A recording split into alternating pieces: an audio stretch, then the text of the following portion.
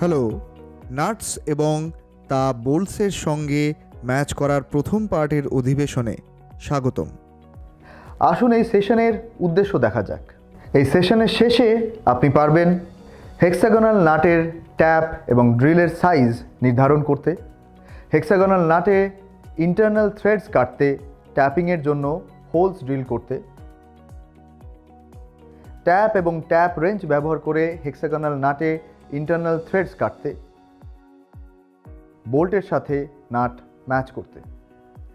এখন আসুন hexagonal nuts এবং তার সাথে ম্যাচ করা বোল্টস প্রস্তুত করার জন্য প্রয়োজনীয় উপাদান এবং সরঞ্জামগুলি দেখি।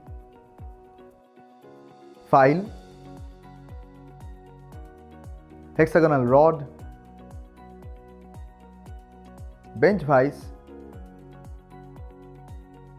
chamfer tool, trap drill size chart,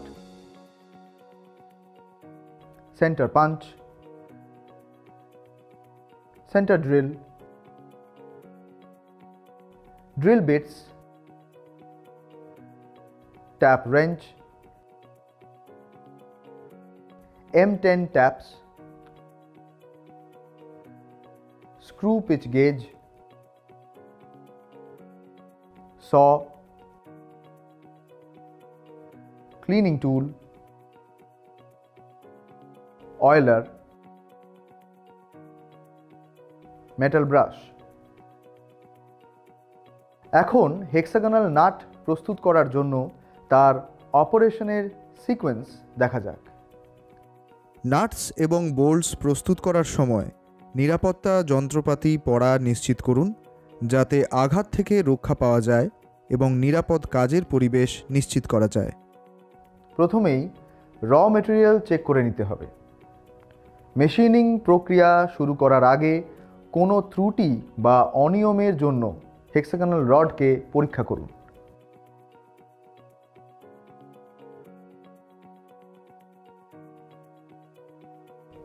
নাটকে সাইজ করার জন্য ফাইল করতে হবে। হেক্সাগোনাল রডটিকে একটি বেঞ্চের মধ্যে রাখুন যাতে এটিকে নিরাপদে রাখা যায়। রড এর ঘনত্ব 10 মিলিমিটার কমাতে একটি ফাইল ব্যবহার করুন।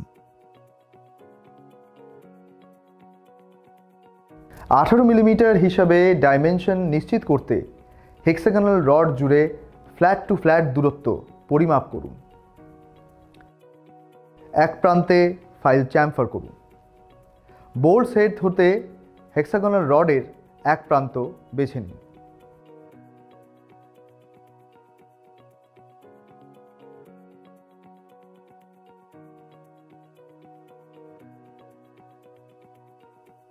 এর জন্য 2 মিলিমিটার এবং 30 ডিগ্রিজ মাত্রাসহ হেড এন্ডে একটি শ্যামফার তৈরি করতে একটি ফাইল ব্যবহার করুন। এই শ্যামফারটি ট্যাপিং প্রক্রিয়া শুরু করা সহজ করে তুলবে।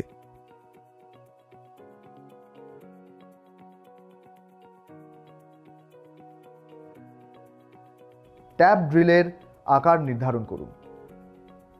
যে ধরনের ট্যাপ ব্যবহার করা হচ্ছে তার উপর ভিত্তি করে এটির জন্য উপযুক্ত ট্র্যাপ ড্রিলের আকার নির্ধারণ করুন।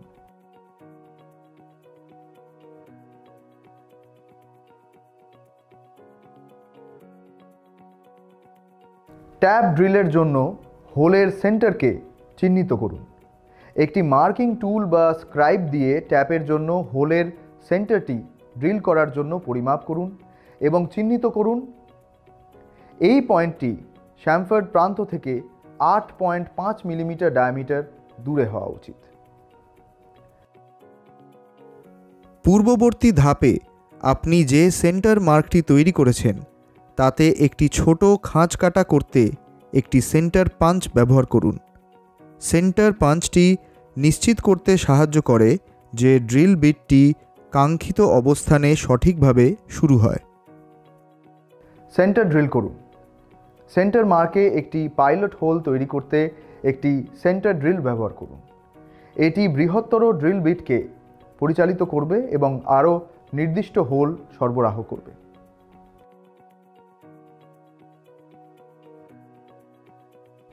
পাইলট হোল ড্রিল করুন। হেক্সাগোনাল নাটে পাইলট হোল তৈরি করতে 5 মিলিমিটার ডায়ামিটারের ড্রিল বিট ব্যবহার করুন। নাটের সেন্টারের মধ্যে দিয়ে পাইলট হোল ড্রিল করা উচিত।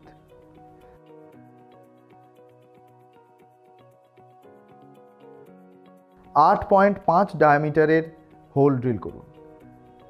পাইলট হোল তৈরি হওয়ার পরে M10 ট্যাপের সবথেকে শেষ হোল তৈরি করতে একটি 8.5 মিলিমিটার ডায়ামিটারের ড্রিল বিট ব্যবহার করুন।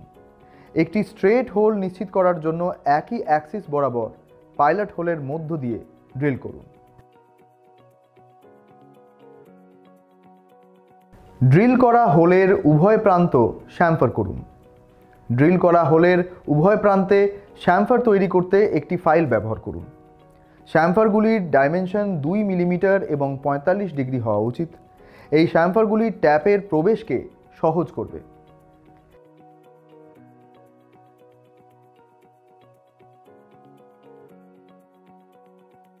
M10 ট্যাপস দিয়ে ইন্টারনাল থ্রেড কাটুন। একটি বেঞ্চ ভাইসে হেক্সাগোনাল নাটকে সুরক্ষিত করুন। এটি নিশ্চিত করুন যে এটি ভাইস জজের সমান্তরালভাবে রাখা হয়েছে। M10 ট্যাপকে tap রেঞ্চে ঢোকান। ড্রিল করা হোলের সাথে ট্যাপটি সাবধানে অ্যালাইন করুন এবং ট্যাপটি ক্লকওয়াইজ দিকে ঘুরিয়ে অভ্যন্তরীণ থ্রেডটি কাটতে শুরু করুন। প্রক্রিয়াটি লুব্রিকেট করতে হবে এবং ঘর্ষণ হ্রাস করার জন্য ট্যাপিং তেল বা কাটিং তরল ব্যবহার করা নিশ্চিত করুন। কাটুন এবং সম্পূর্ণ থ্রেড গঠন করুন। প্রথম ট্যাপটি শেষ করার পর M10 দ্বিতীয় ট্যাপটি দিয়ে এবং তারপর তৃতীয় ট্যাপটি দিয়ে প্রক্রিয়াটি পুনরাবৃত্তি করুন। সম্পূর্ণ থ্রেড তৈরি না হওয়া পর্যন্ত প্রতিটি ট্যাপ থ্রেডটিকে গভীর ও পরিমার্জিত করবে। স্ক্রু পিচ গেজ এবং ম্যাচিং বোল্ট দিয়ে থ্রেডেড হোল চেক করুন। থ্রেডেড হোলের নির্ভুলতা এবং পিচ যাচাই করার জন্য একটি স্ক্রু পিচ গেজ ব্যবহার করুন। এটি একটি M10 থ্রেডের সবিস্তর বিবরণীর সাথে মানানসই হতে হবে। থ্রেডেড হোলটি সঠিকভাবে ফিট হয়েছে কিনা তা নিশ্চিত করতে একটি ম্যাচিং M10 বোল্ট দিয়ে সেটি পরীক্ষা করুন।